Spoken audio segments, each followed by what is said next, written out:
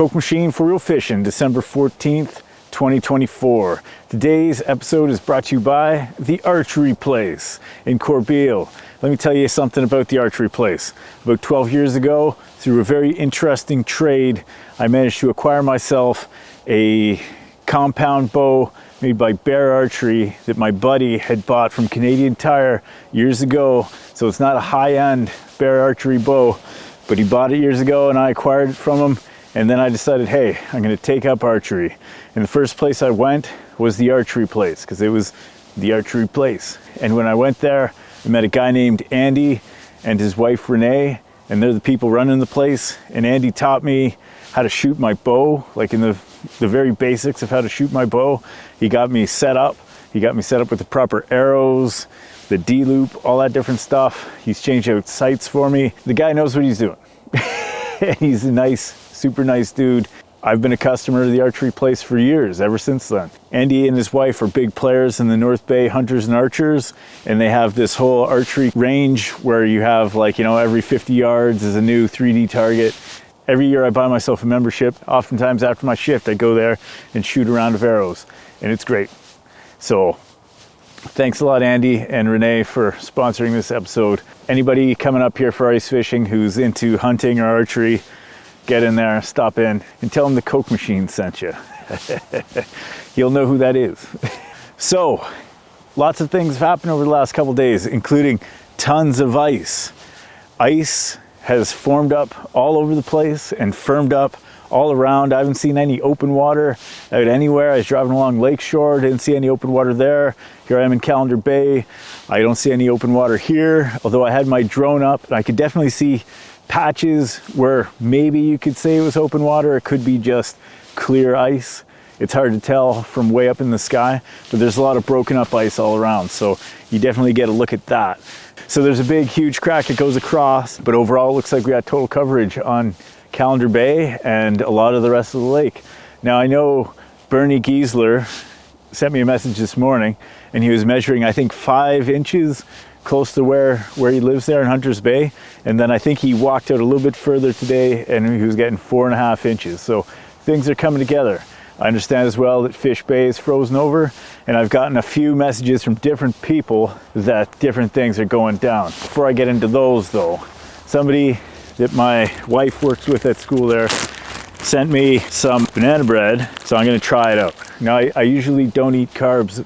I actually keep keto because I have horrendous heartburn and carbs seem to be the thing that kill me. But this looks pretty good. Oh, it's juicy. Very tasty. Full flavor. And it's got that sort of like juicy coat. Thanks a lot, Mrs. B. And I think your husband's name is Pierre. I could be wrong. Anyway, I'll save some of that for later. Let me get into what people have told me from across the lake.